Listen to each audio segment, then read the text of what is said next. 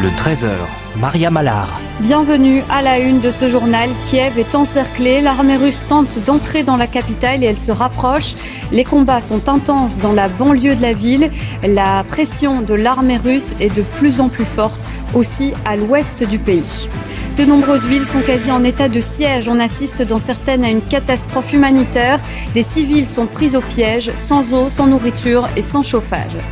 Et pour soutenir l'Ukraine ici en Belgique, certains achètent des jouets ce samedi.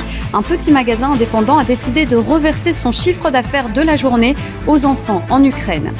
Drapeau rouge dans les Hauts-de-Fagne, certaines zones sont fermées au public à cause d'un risque trop important d'incendie. Marc Mellon nous expliquera ça dans le détail. Et puis un fonds d'investissement américain va racheter le Standard de Liège. Il rachète l'entièreté des parts du club. Thierry Luters sera avec nous en fin de journal.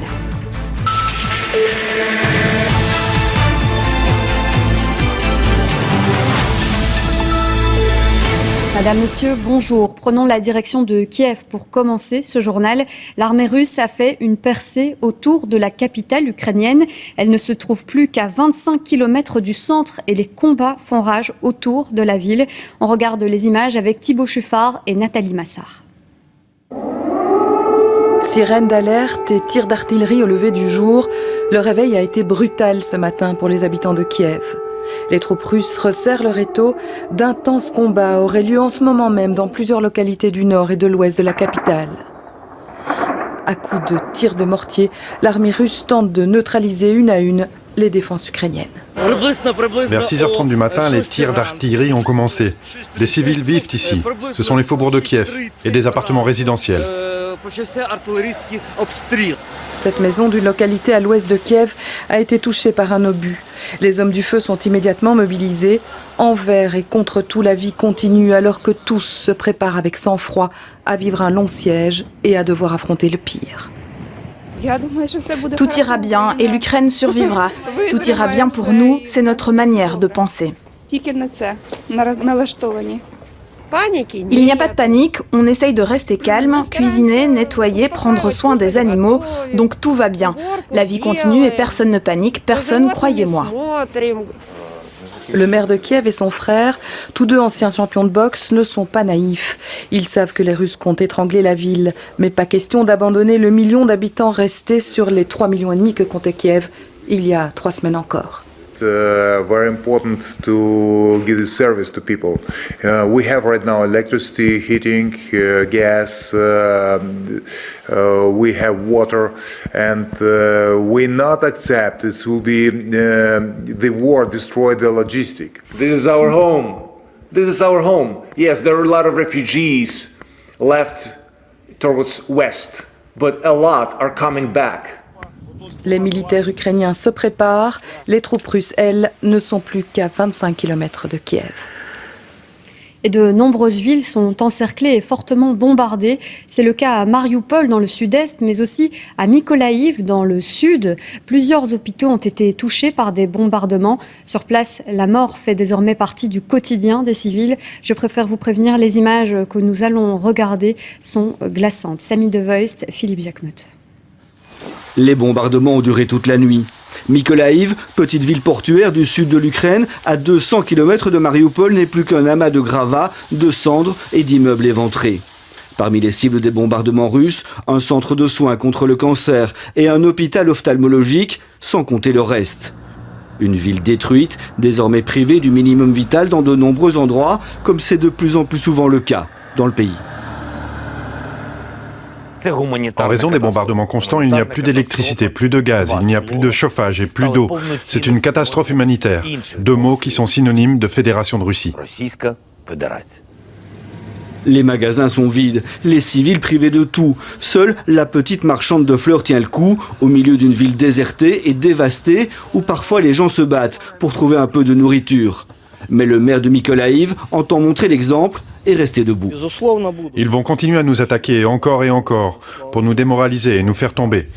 Mais ils vont échouer. Mais le bilan humain est effrayant. Ces images font partie du quotidien dans le sud de l'Ukraine, où l'armée russe est de plus en plus présente.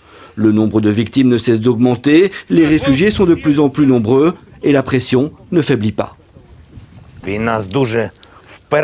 C'est une guerre patriotique. C'est une guerre avec un ennemi très têtu, qui ne fait pas attention aux milliers de gens tués, aux soldats tués. Un ennemi qui rassemble maintenant des réservistes et des conscrits pour les jeter dans l'enfer de cette guerre. Le président qui accuse les troupes russes de ne pas laisser les secours entrer dans les villes pour y apporter vivres et médicaments. Une opération qui a échoué hier. Avec plus de 1500 civils tués dans le sud de l'Ukraine en 2 semaines, la région est désormais le siège de la plus grande catastrophe humanitaire sur la planète. À suivre dans ce journal, les tatouages séduisent toujours plus et plus seulement les rockers et les motards. C'est presque devenu rare de ne pas en avoir. Un salon leur est même dédié ce week-end. On s'arrêtera aussi sur l'histoire folle d'un centre équestre qui ne sert à rien. Il a été mal conçu et il est donc inutilisable. Et puis on parlera de Spike Lee en fin de journal. Cette icône antiraciste du cinéma fête très bientôt ses 65 ans. On en parlera avec notre invité en plateau, Picho Wambakanga. Mais tout d'abord, si vous comptiez profiter des Hauts-de-Fagne ce week-end, un drapeau rouge a été hissé à l'entrée de certaines zones. Il n'est donc plus possible d'y entrer. Marc Mellon, vous êtes sur place. Comment expliquer cette fermeture partielle ?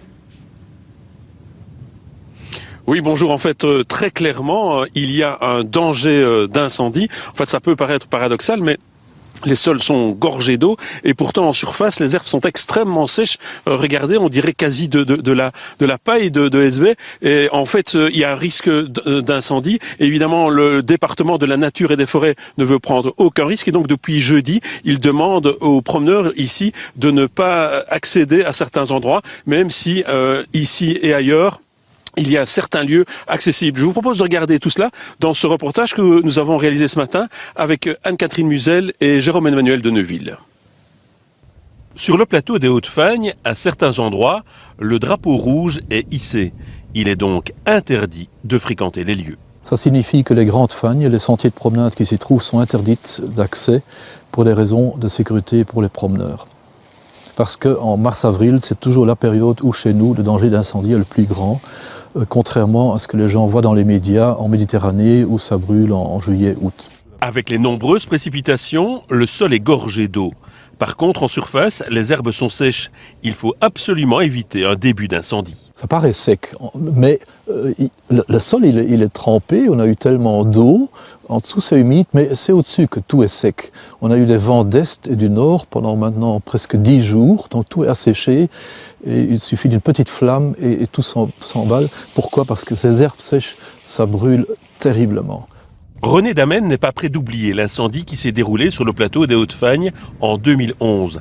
Il invite les promeneurs à bien respecter les consignes. C'est très dangereux, c'est la raison principale de la fermeture, c'est pour le bien des gens. Lors du grand incendie de 2011, si des gens s'étaient trouvés en plein milieu de la fagne avec ces flammes de 2 mètres de haut, c'était impossible pour eux de s'en sortir. Cela dit, certains accès peuvent être fréquentés. Ils peuvent encore se promener dans toutes les forêts autour des fagnes et sur les coupes-feu autour des fagnes. Et la petite fagne de Polleur à Montrégui, elle reste accessible tout le temps.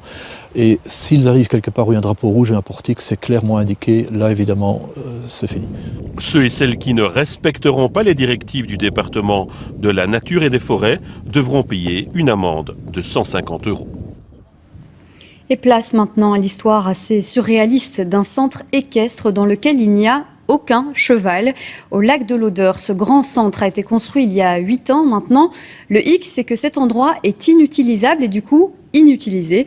Pistes inadaptées, cafétéria trop petite, plafond qui fuit, fondation inadéquate. Bref, la liste est longue. Nous allons le voir avec Aline Dejeune, Philippe Wibaud et Pierre Bucrémer. Des portes qui claquent, un bâtiment incendié, des montagnes de déchets entassés ça et là. Le lieu devait renforcer le pôle touristique des lacs de l'Odeur. Le voilà sinistre, inutilisable. Simplement en regardant la piste, normalement cette piste est censée être d'un blanc immaculé.